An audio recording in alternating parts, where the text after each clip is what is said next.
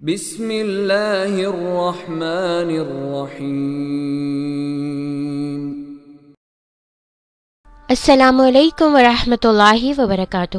عزیز طلباء، آج ہم سورہ انفال کی آیات 1 تا 10 کے مشقی سوالات اور ان کے جوابات دیکھیں گے۔ اس کے علاوہ ان آیات کے حوالے سے جو دوسرے اہم مختصر سوالات ہیں، ہم ان کے بھی حل کو دیکھیں گے، یعنی ان کے بھی جوابات کو آج ہم دیکھیں گے۔ الدرس الاول سورہ انفال آیات 1 تا 10 کی جو مشق ہے، جسے التمارین کہا جاتا ہے، وہ آپ کی درسی کتاب کے صفحہ نمبر 8 پر موجود ہے، اور اب ہم ان کے مشقی سوالات اور ان کا حل دیکھیں گے۔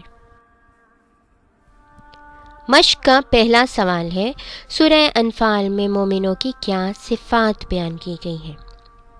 سورہ انفال میں مومنوں کی دراصل 5 صفات بیان ہوئی ہیں۔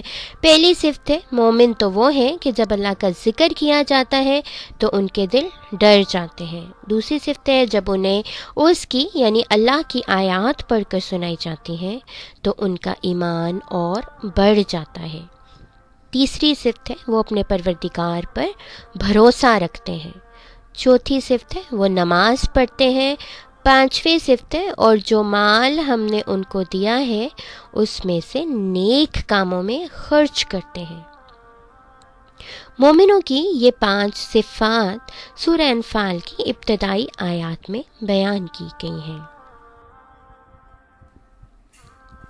مشق کا دوسرا سوال ہے، 2 گروہوں سے کیا مراد ہے؟ 2 گروہوں سے مراد ابو سفیان اور ابو جہل کے گروہ ہیں۔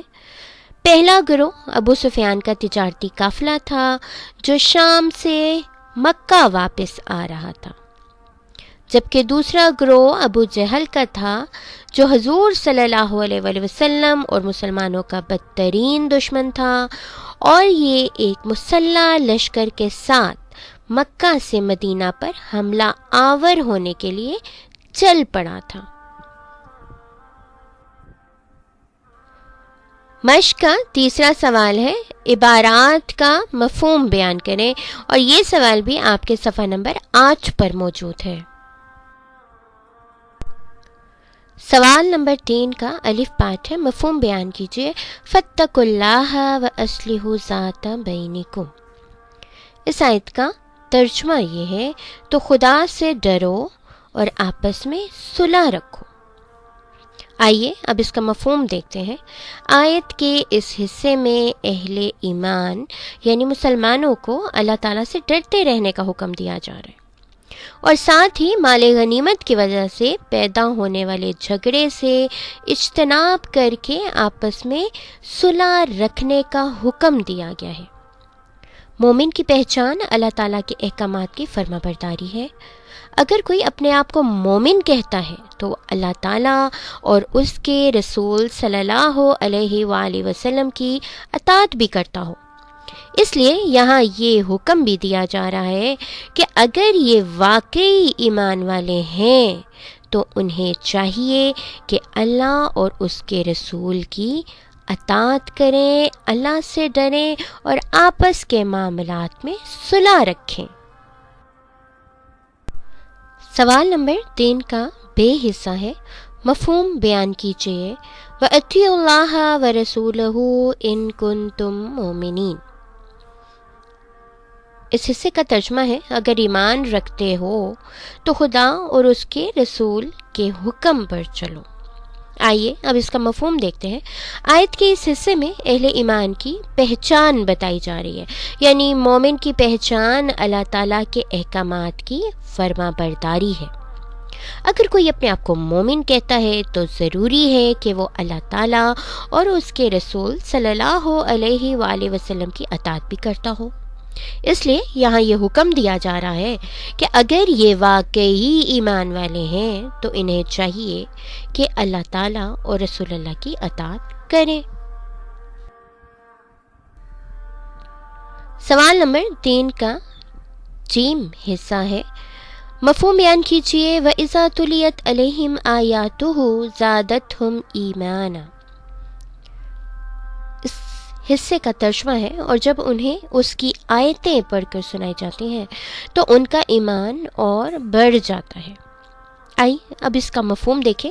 آیت کے اس حصے میں مومنوں کی یہ صفت بیان کی گئی ہے کہ جب ان کے سامنے اللہ تعالیٰ کی کتاب یعنی قرآن مجید کی احکامات پر مبنی آیات پڑھی جاتی ہیں تو وہ مکمل طور پر اس کی اطاعت کرتے ہیں، جس سے ان کے ایمان میں مزید اضافہ ہوتا رہتا ہے۔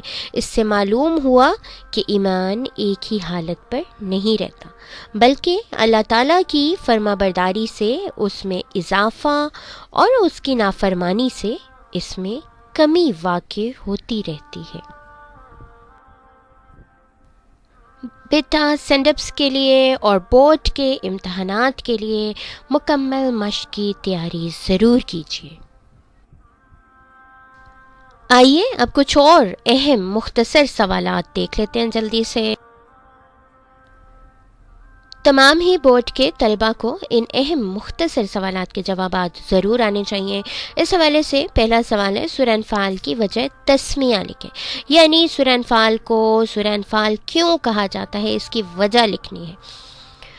انفال نفل کی جمع ہے جس کے معنی مال غنیمت کے ہیں۔ سورہ انفال میں مال غنیمت کی تقسیم کے واضح احکامات پہلی اور 41ویں آیت میں بیان ہوئے ہیں، اسی وجہ سے اس سورت کا نام سورہ انفال رکھا گیا ہے۔ دوسرا سوال ہے مال غنیمت سے کیا مراد ہے؟ مال غنیمت دراصل وہ مال و اسباب جو کفار سے جنگ کے دوران یا فتح کے بعد مسلمانوں کے ہاتھ لگتا ہے اسے مال غنیمت یعنی انفال کہتے ہیں۔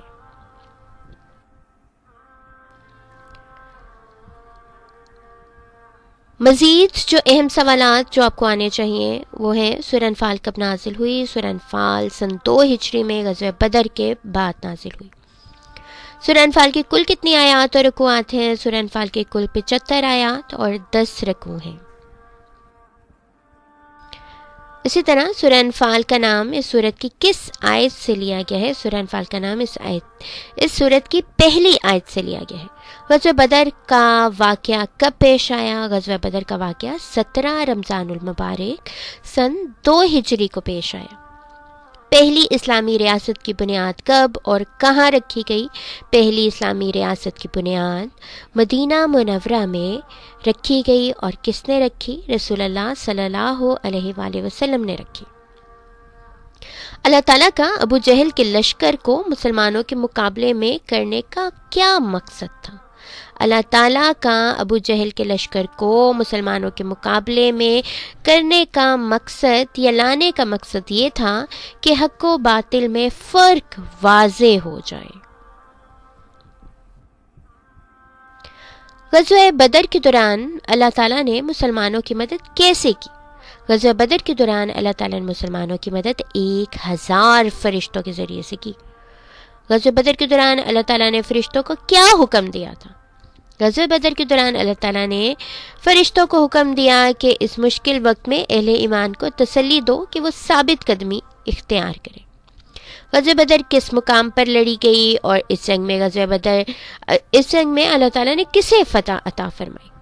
جنگ بدر مدینہ منورہ کے قریب میدان بدر میں لڑی گئی اور اس جنگ میں اللہ تعالیٰ نے مسلمانوں کو فتح سے ہمکنار کیا۔ اہل ایمان کے سامنے جب اللہ کا ذکر کیا جاتا ہے تو ان کی کیا کیفیت ہوتی ہے؟ اہل ایمان کے سامنے جب اللہ تعالیٰ کا ذکر کیا جاتا ہے تو ان کے دل ڈر جاتے ہیں۔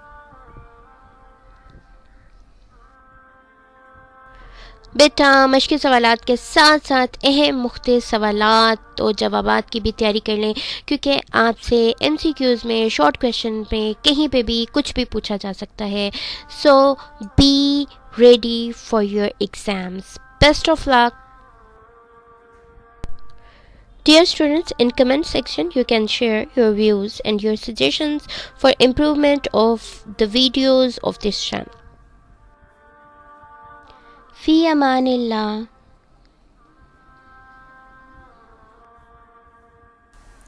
If you liked the video, then subscribe this channel.